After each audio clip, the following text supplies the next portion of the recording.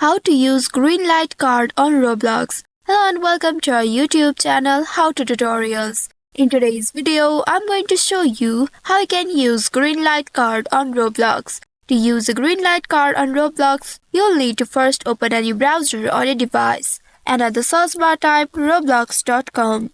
Make sure you enter the correct keyword here. Once you enter this keyword, press the enter button to search it. You will be taken to the official website of Roblox.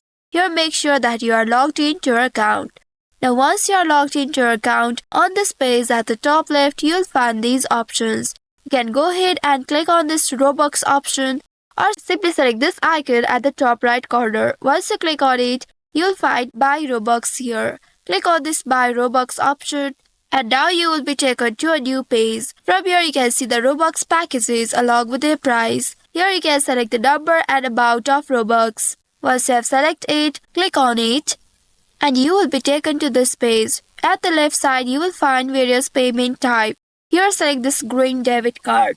Once you click on it, you will be redirected to a new page where you'll have to enter the card details. Enter your email address, card number, CVC number, expiry date, cardholder's name, and select the country. Once you have entered these details, click on this Save My Payment Information if you want to save it for future purchases.